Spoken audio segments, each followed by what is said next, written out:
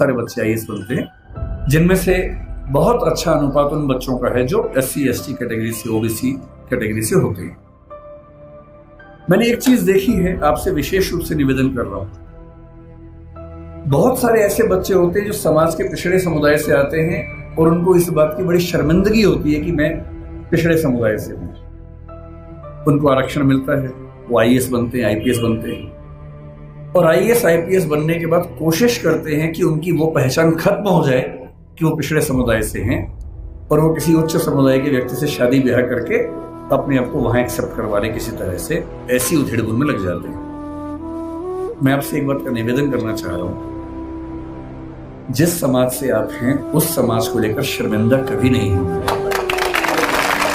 एकदम नहीं होना। आप सिविल सेवक बनेंगे, नेता बनेंगे, पुलिस वाले बनेंगे, जज बनेंगे, जो भी बनेंगे, आपकी मुख्य जिम्मेदारी संविधान के प्रति है, अपने दायित्वों के प्रति है, एकदम ठीक बात है, उसमें कोई कोताही करनी भी नहीं चाहिए। पर ध्यान रखना है, आरक्षण के पीछे का मूल तर्क क्या है।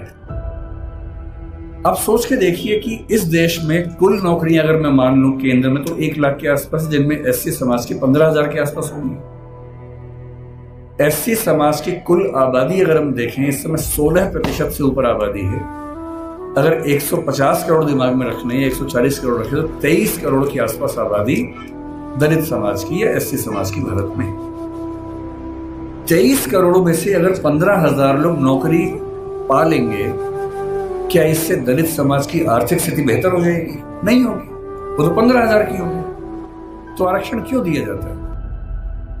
आरक्षण का उद्देश्य ये नहीं है कि लोग अमीर हो जाए, वो तो 15,000 होंगे।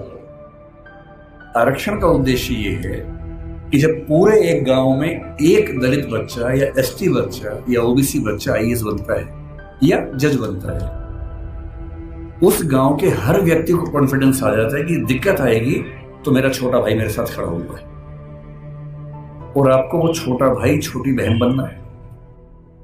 जिस दिन आप सफल हो जीवन में, आपके समाज ने बहुत आहुति दी है आपकी सफलता में, और आप जिंदगी भर भी उनकी मदद करेंगे तो अपना उधार चुका नहीं पाएंगे।